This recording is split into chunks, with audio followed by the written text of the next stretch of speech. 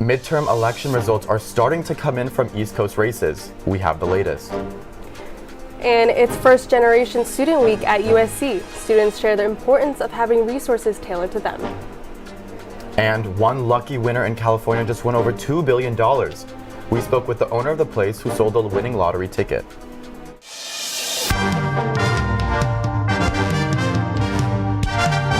Annenberg TV News is next. At an election watch party in the Wallace Annenberg Forum. Students, faculty, and staff are coming together to see the first midterm results. Many polls have closed on the East Coast and initial results are starting to come in for some states. Hi, I'm Tracy Wang. And I'm Daniel Dana. Polls in Los Angeles and across the West will be open for the next 2.5 hours as the final votes are cast. All of our numbers are reported as of 5:15 on the Associated Press. Initial numbers show that in Pennsylvania, Senate race John Fetterman has 84.4% of votes and Dr. Alves has 13.8%. In the Pennsylvania governor race, Shapiro has 90.2% of votes and Mastriano has 8.7%. Early numbers are showing that in the Georgia Senate race, Warnock has 55.9% of votes and Walker has 42.9%. And in the Georgia governor race, Abrams has 52.2%, while Kemp has 47.3%. All 435 seats in the House are up for grabs tonight. Republicans need to flip only 5 seats to undo the Democrats' majority. The Dems currently hold 220 seats. At a rally in Maryland last night, President Joe Biden admitted the Democrats will have a tough time keeping their House majority. The Democrats will also have to fight to keep their slim majority in the Senate tonight. Currently, the Senate is split 50-50 with Vice President Kamala Harris breaking the tie. 35 Senate seats are up for re-election. Right now, USC students are gathering in the Wallace Annenberg Hall lobby for an election night watch party. Reporter Marco Ramirez joins us now from Studio A next to the lobby. Marco, what's happening over there? That's right. Behind me, students are trickling into the lobby to watch live election results come in from across the nation and listen to commentary from the host. Along with Annenberg, the event is sponsored by USC Dornsife, Vote SC, and USC Student Affairs, among others. Director for the Center of Political Future, Bob Schrum, along with Christina Bellantoni, former LA Political Times director and current director for the USC Annenberg Media Center, are hosting the event tonight. Now, doors opened at 5 o'clock but are expected to close at 9:30 p.m. tonight. So be sure to grab a seat while you still can. Reporting live in Studio A for Annenberg Media, I'm Marco Ramirez. Back to you guys in the studio. Thank you, Marco. This election day has turned into a stormy one, but many voters were determined to cast their ballots despite the bad weather.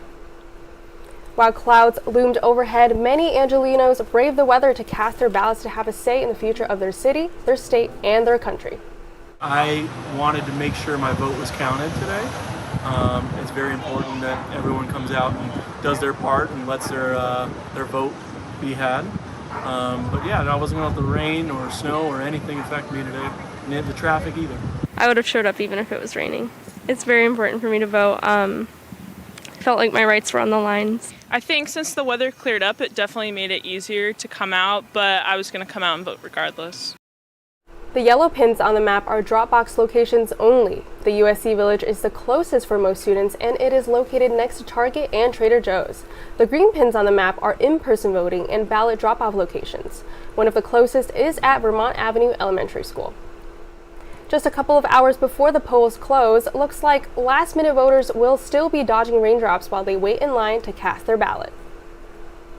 The Coalition for Humane Immigrant Rights held a march to the polls this morning as a final push to encourage people to vote.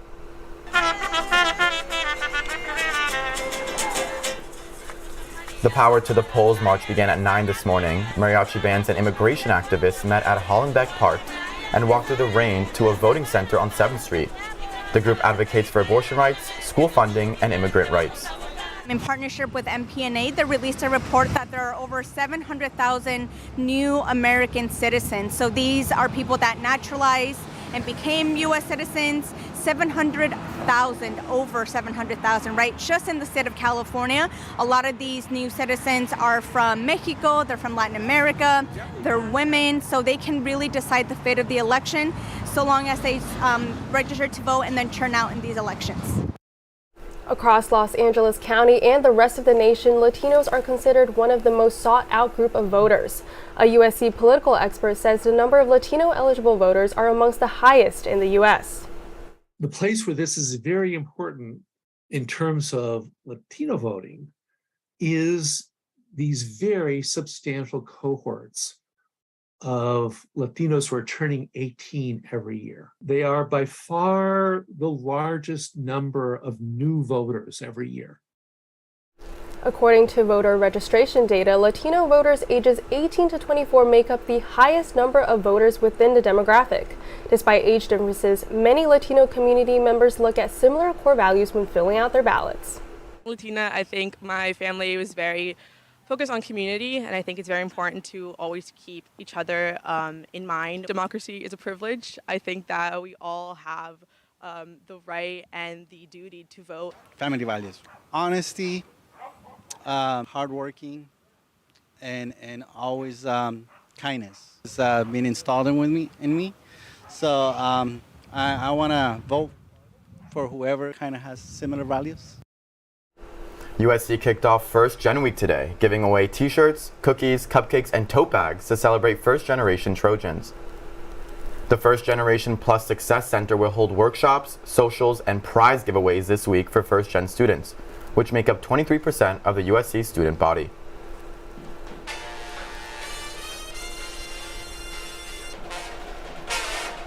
The event moved from Alumni Park to the Ronald Tudor Campus Center, but even the pouring rain couldn't keep the spirits down at the kickoff. Students expressed the importance of first-gen support. I do feel like it's very important that we have a week that talks about first-generation students. I think that when I was in high school, like I said, I really didn't recognize how much of my identity this would be. And now I do see how I am both disadvantaged and advantaged by being a first-generation student. I believe they're just doing an amazing job, just like letting people know that, hey, like mental health is really important for your educational journey. And everyone's like going through their own obstacles. I really appreciate being first gen, and I feel like other people as well like to be with people who are from similar backgrounds and they share similar experiences. Now First Gen Week will continue on Wednesday with a library workshop and Thursday with a pastry social, both in the First Gen Plus Success Center in TCC. A local resident hit the jackpot and is $2 billion richer tonight. The single winning ticket for last night's Powerball was sold at Joe's Service Center in Altadena. It's the largest lottery prize ever. The Powerball is played in 45 different states, the District of Columbia, Puerto Rico, and the Virgin Islands. According to lottery officials, the odds of matching all 5 numbers and the Powerball number is 1 in 292 million. While the winner has yet to come forward, the store owner who sold the ticket is now a millionaire. I got the news around 6 o'clock in the morning from the state lottery. I couldn't believe it first. And I got very excited. I'm still very excited. So I'm happy for the person who win. I'm happy for my $1 million winner, and I'm happy for the neighborhood to win the money. I plan to come to work tomorrow morning, 6 o'clock. Yeah, I love my work. The owner of the service center says he plans to share it with his kids and 11 grandchildren. His son says his father is hardworking and deserves the win. It's pretty surreal. I can't imagine anyone else that deserves it more than my father. He's worked hard his whole life. He came over here from the Middle East in the 1980s with almost nothing in his pocket and 2 kids, and grew into what he has today. So it just kind of gives me hope, and it goes to show, like, hardworking people and honest people, like, you'll get what you deserve in the long run. California schools will also win a $156 million from the jackpot, the highest in California lottery history. USC is the only private school to receive a $3 million grant for a new program. That story is just ahead. Plus, with the stormy weather in LA this week, the lunar eclipse may have been hard to see, but don't worry, we had a perfect view. And for this week's Trending Tuesday, we check out how some of your favorite celebrities got involved in the midterm elections.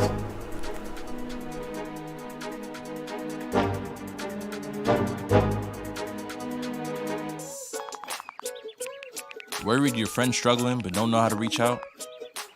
You could say, how are you, or get a fake tattoo. You could ask with an app if it works for you. You could write him a text or knit him a sweater. If you can't be together, you could write him a letter. Whatever gets you talking. Whatever gets you talking. You could chat on the game, kick off your flip-flops. You could ask on your couch while you binge watch.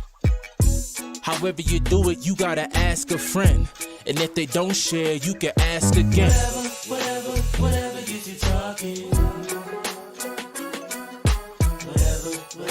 Whatever gets you talking.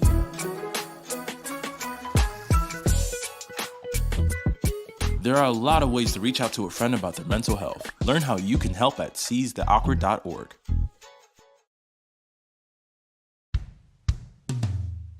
Hey world, I have a quick message. It's about safe driving. All right, let's go.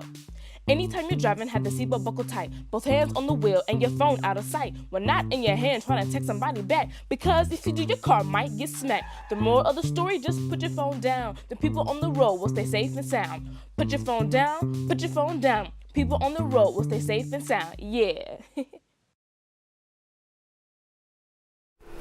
USC is giving underrepresented students an opportunity to explore careers in stem cell research. The new program is called Compass. A USC biology professor explains why it's so important. State of California and the Institute of Regenerative Medicine is taking a proactive view that we want the future scientists to really reflect the diversity of our communities and really provide like a framework where we have, summer workshops and training that would allow students who are interested to kind of gain additional expertise so that they are really able to compete in this field going forward.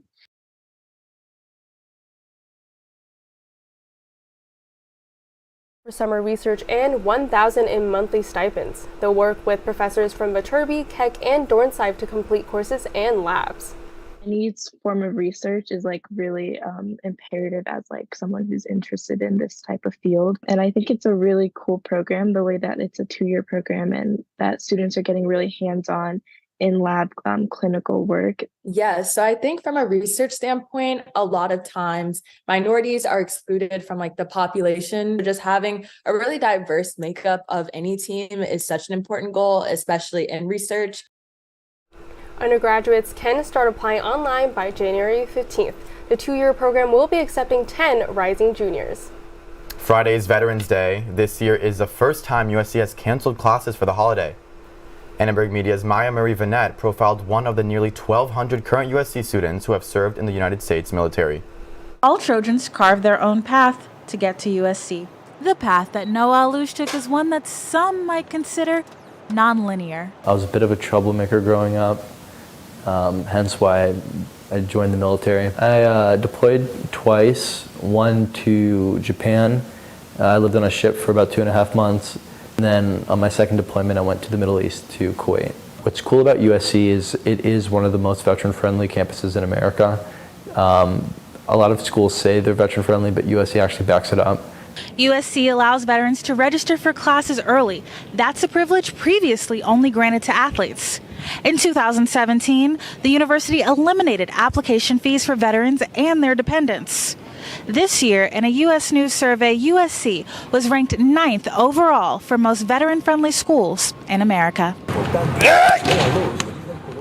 Noah practices the ancient art of Muay Thai to maintain the discipline he learned in the Marine Corps. Comes from Thailand, so it's not only for a workout, for fitness. Of course, it's a big part of it, but it's also for the mind. Keeps you busy. It's a stress reliever, which is great, for everyone. I have a lot of energy, so I need a place to release it. So this is really good for me. And then learning how to defend yourself along the way is amazing. I'm not trying to end up on a DPS report, so I think it all starts here. So everyone gets knocked down. I think a lot of people just decide to quit, but if you can keep on pushing, you don't have to be the fastest, strongest, or smartest, but if you're just ultra resilient, that'll pay off in the end. His time fighting for our country is over, but he'll continue to fight on. For ATVN, I'm Maya Mari Bennett. It's looking pretty dark outside, but this morning it was so cold and rainy. Marissa, what's the weather like right now? Well, it definitely is still very cold, and it looks like it's still drizzling a little bit outside. Happy Election Day, Trojans. I know rain is scary for many Angelinos, so hopefully you found some dry periods of the day to go out and vote. Let's take a look at the current conditions. Well, it's definitely not sunny and it's definitely drizzling, but we are at a cool 53 degrees. Now let's take a look at the rest of the forecast. So there's no more rainy day, Trojans, and it looks like we have sunny skies all but one day this week. Thursday, the temperature starts rising just a little bit with a high of 66. Then Friday, the clouds start rolling in around 5 a.m. We have overcast skies pretty much the rest of the day, with the sun coming out for about an hour around 3 p.m. Then the weekend starts coming up in the high 60s. So again, stay safe and go out and vote if you haven't already. Though it was too cloudy to see this morning in LA, we had our second total lunar eclipse of the year.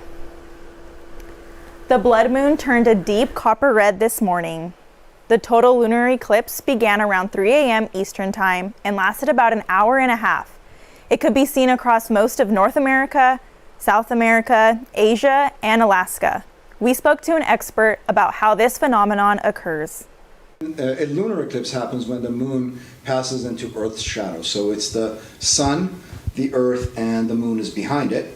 And I know others who'd had jet lag and woke up because of it at 2 a.m., but they could not see a thing. So I don't think anyone in LA saw it. And when the moon becomes eclipsed, it becomes really, really dark. And so if you're in a dark enough location, you can even see the Milky Way right next to the full eclipsed moon, which is remarkable. Well, sad to say, if you miss the eclipse, you'll have to wait another 3 years. The next one isn't expected again until 2025. Now let's see what's going on in sports. USC football jumps in the rankings after taking down Cal. USC men's basketball sputters in its home opener. And women's basketball tips off its season tonight. All that and more coming up on Sports.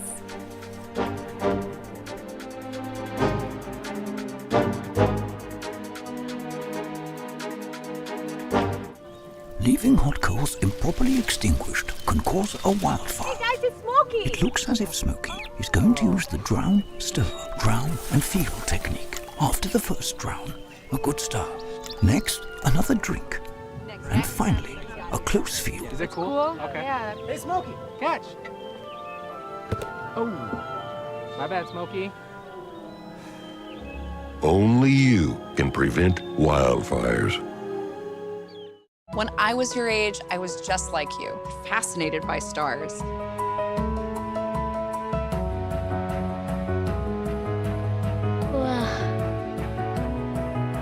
But now I get to search for life in the universe. And who knows, maybe life is looking for us too. So we're like aliens to them? Yeah. Does anyone want to be a scientist now? I do. Awesome. We need more girls in STEM. Maybe we can find aliens. I'll never forget the day our landlord called and said, read your lease. No pets allowed. My owner tells him my dog ate the lease, but that didn't work. And now I'm stuck in a shelter. But this pit bull is ready for a new crib. I'm loving, loyal, and play well with others. So don't be intimidated by all my muscles, because the biggest one I have is my heart. That's right, I said it.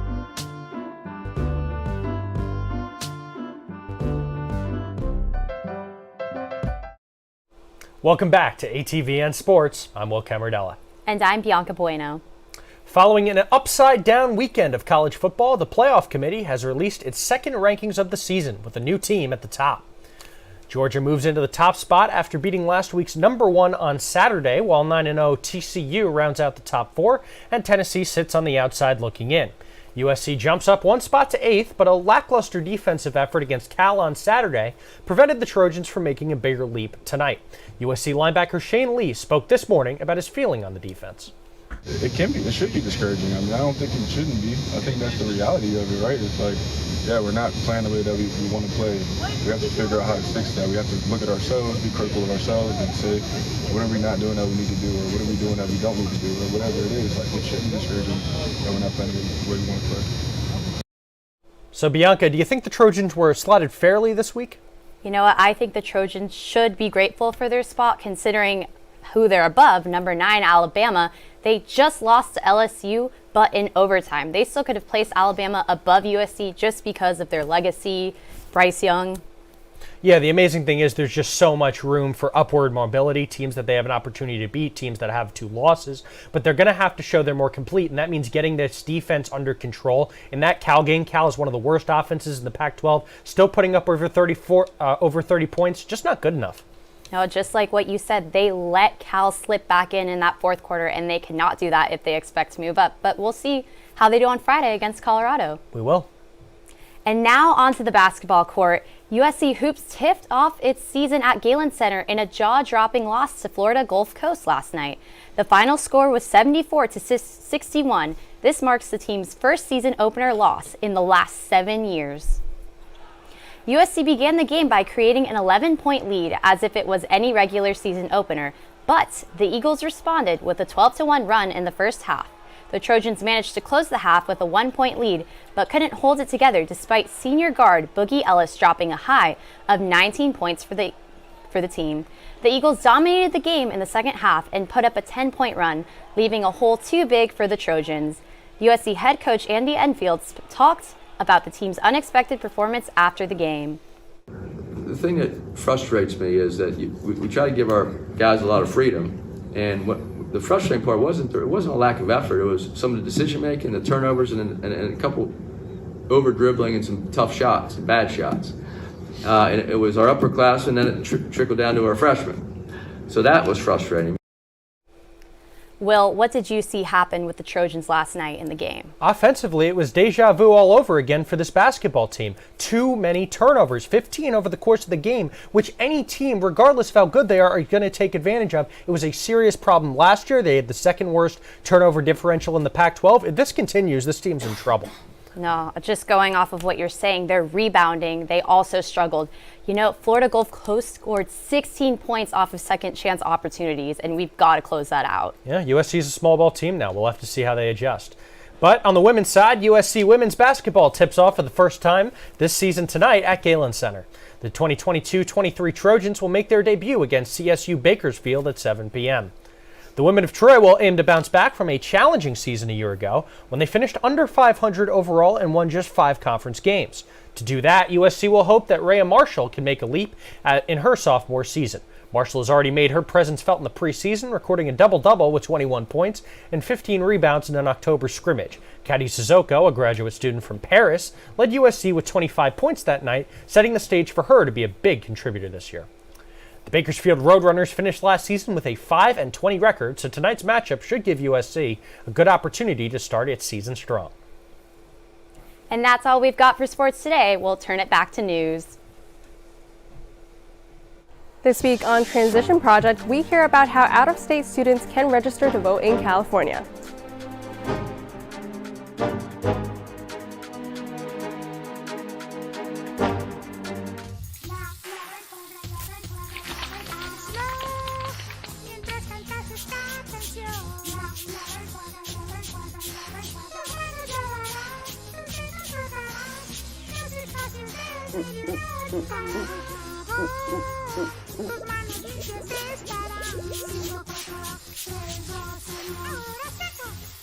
Lávate las manos por 20 segundos como Elmo.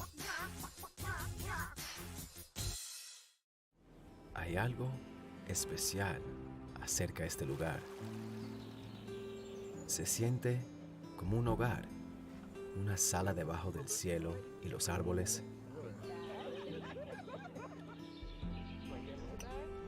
rodeado de aire fresco y la naturaleza.